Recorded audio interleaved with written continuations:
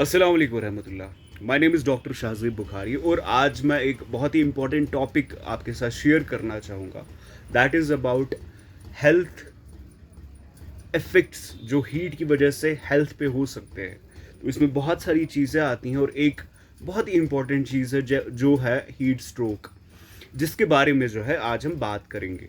पहली बात तो ये कि एक नॉर्मल बॉडी टेम्परेचर होता है, वो पता होना चाहिए कि कितना है। अगर वो हमें पता है और उससे हम ये रिलेट कर सकते हैं कि अगर ये ज़्यादा हो जाए तो किन सूरतों में ये हीट स्ट्रोक जो है आ सकता है। पहली बात तो आज जो गर्मी का कहर है उससे सब वाकिफ़ है कि कितनी आज आहिस्ता आहिस्ता जो है वो गर्मी बढ़ रही है, because of deforestation, because of global warming, because of chlorofluorocarbon. बहुत सारे रीजंस हैं जो ये टेम्परेचर में इजाफा जो है ये हो रहा है। तो नॉर्मल टेम्परेचर जो है बॉडी का that's around 36.4 to 37.2 approx degree Celsius. तो नॉर्मल जो अगर हम डिग्री फ़ारेनहाइट्स में ले दैट इज़ 98.6 डिग्री फ़ारेनहाइट तक ये नॉर्मल होता है। अब अगर किसी में 100 से ज़्यादा है, डिग्री फ़ारेनहाइट से ज़्यादा है या 40 डिग्री सेल्सियस से ज़्यादा हो रहा है, इट मीन्स कि चांसेस है कि उसको हीट स्ट्रोक आ सकते हैं। तो पहली बात मैं सिंपली ये बताऊंगा कि ये हीट स्ट्रोक जो है ये इसके सिम्टम्स क्या क्या है।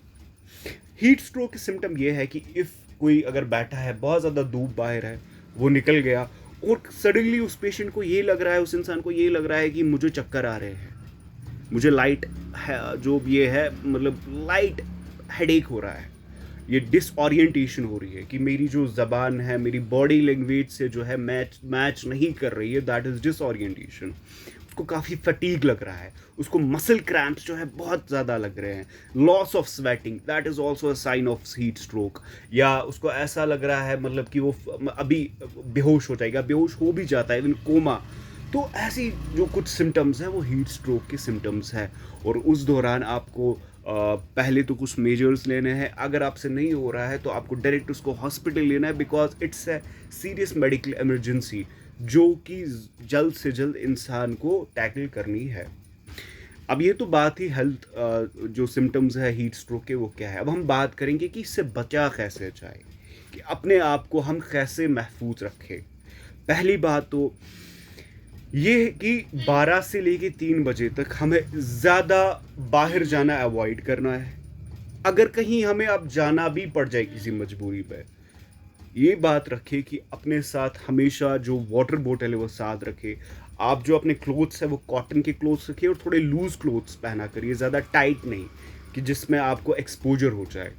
और तीसरी बात कि आप कुछ हैट वगैरह लगाए या अम्ब्रेला वगैरह जो है वो साथ ले। कुछ जो गॉगल्स वगैरह है तो वो आप लगा सकते हैं बाहर बचने के लिए।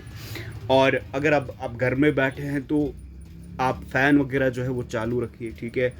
अपनी जो पर्दे वगैरह है वो बंद रखिए ताकि डायरेक्ट सनलाइट का इम्पैक्ट जो है वो ना आ सके। और शाम के टाइम खिड़कियाँ खोल दें ताकि आप फ्रेश एयर जो है वो अंदर आ सके। तो ये बहुत इंपॉर्टेंट हमें जानना है कि क्या क्या हमें मेजर्स लेने चाहिए इस हीट वेव से बचने के लिए। और दूसरी बात यह है कि stay hydrated as much as you can, because इसमें डिहाइड्रेशन जो है वो बहुत ज़्यादा हो जाती है। मसल क्रैम्प जो है, टांगों में दर्द, नींद ना आना, ये सब हीट वेव्स के जो है कुछ सिम्टम्स है जो कि आजकल बहुत सारे पेशेंट्स में देखे जाते हैं। तो इसमें यह है कि अगर आपको प्यास न भी लगी हो तब भी आपको ज़्यादा से ज़्यादा पानी जो है, साफ पानी जो है वो पीना है। आपको जो ज़्यादा मीठी चीज़ें हैं, जो ज़्यादा सॉल्टी चीज़ें हैं वो अवॉइड करना है। जितना आप हेल्दी ऑर्गेनिक फूड खाएंगे वो आपकी सेहत के लिए अच्छा है।